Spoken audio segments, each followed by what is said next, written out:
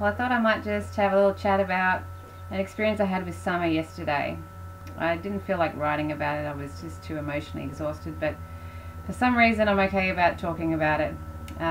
She had to have dental surgery yesterday at Monash, and we've been waiting about a year for her to do this since they discovered that she had decay in her teeth, just because there's a long wait.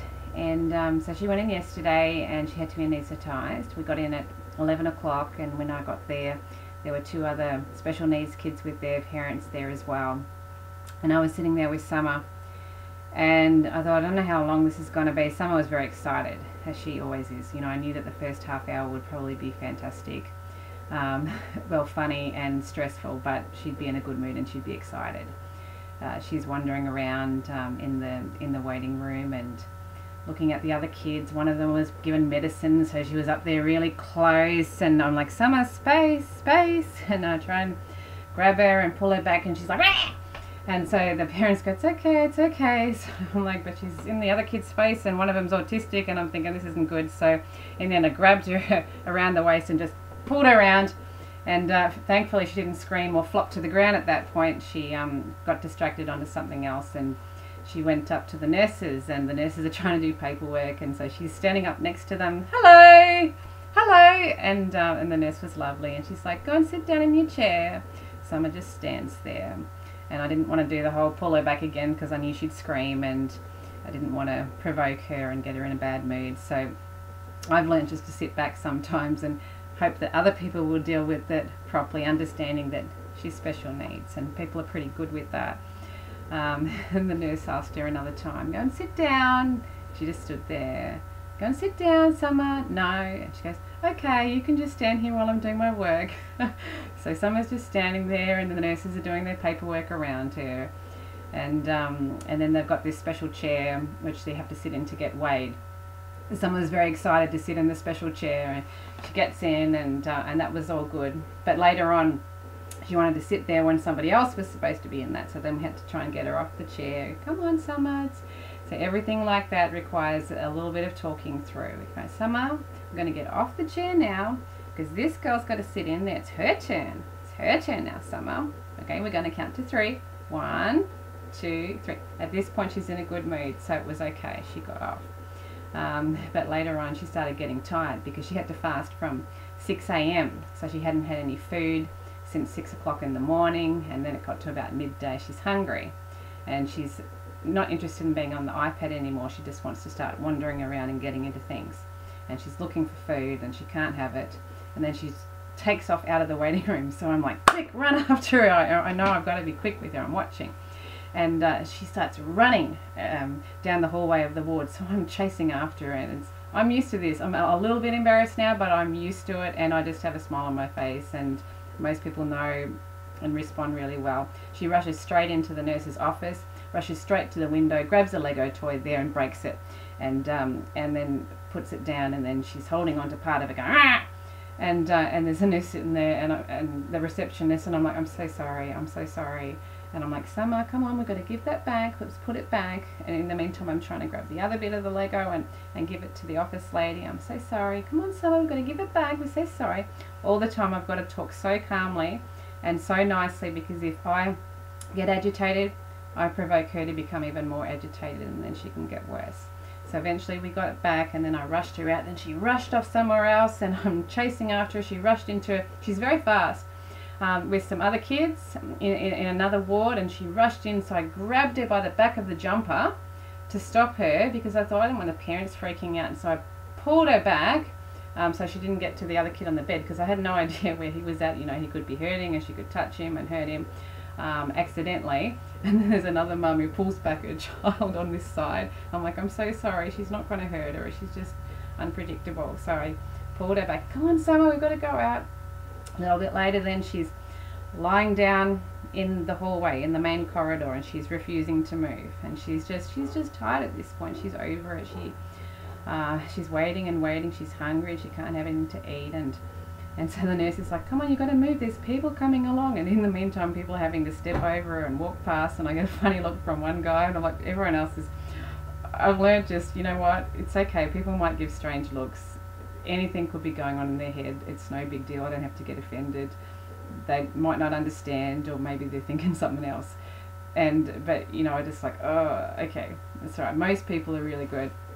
And so I'm like, okay, come on, Summer, I'm going to move over here. The nurse comes up and she's going, come on, people are going to step on you. So I'm like, Summer's just staying there. So like, we're going to bring this up a notch. So Summer, so I'm walking over. Oops, I stepped on you. I just put a little bit of pressure, not too bad, just to give her the idea. Look, oh, Summer, you better move out the way. Ouch, ouch, it's going to hurt if people step on you. And then I try to step on another part of her, just gently to give another idea. And I'm like, quick, there's somebody coming, quick, off the floor, off the floor.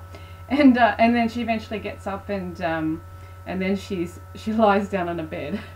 She climbs up on one of the beds, and I'm like, I'm so sorry. And this is like, it's okay, just leave her there, that's fine. And after a while, then she wants to get on another bed. I'm like, no, Summer, we're not going to dirty another bed, and then they're going to have to change the bedding on that one as well.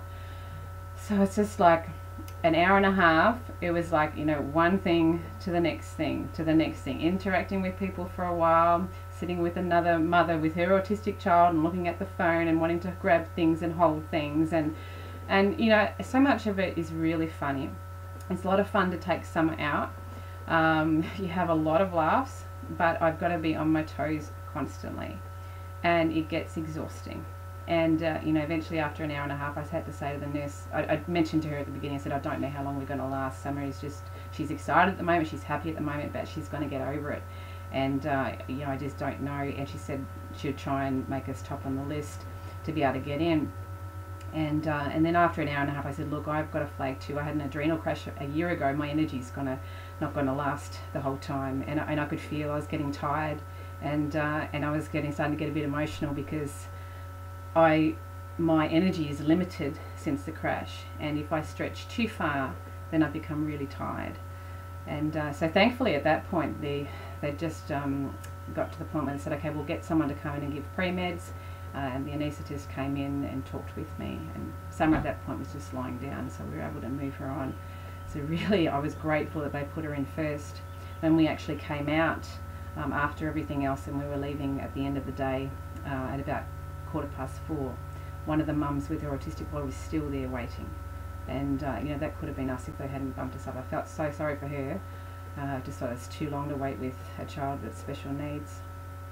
So anyway, Summer went in for a surgery, and you know, it's hard doing that. They have a gas mask, and I struggle with that, and it's just, every little thing is challenging. I had a break for a while, had my lunch, came back, and then she's waking up and she's out of sorts, and she's disoriented, and you know, screaming a bit and refusing to have food and all that, and we worked through that, and just at the end of the day I was just exhausted. We got home, and you know, and even before that, then there's the whole trying to walk through the hospital, getting out the door and getting to the car and getting in every step. You know, just got to watch her constantly, and then she'll stop to talk to somebody and gets distracted, and then trying to move her on, and all of those trips.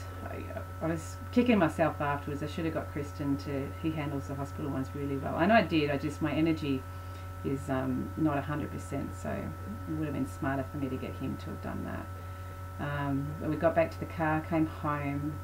A friend of mine, another special needs mum, picked up Sarah, which was so beautiful, at the last minute, because I wasn't going to make it back in time, and she had Sarah for an hour. We got back, and Summer and I just crashed in the big sleeping bag, not sleeping bag, it's called a cloud sack, and it's a giant sleeping bag, and we just curled up in there, and we both fell asleep. It's exhausting. That is full on. You know, Summer is so beautiful. We were supposed to take her to the respite house that night, but we decided to go the next morning just to give her a chance just to recoup a little bit.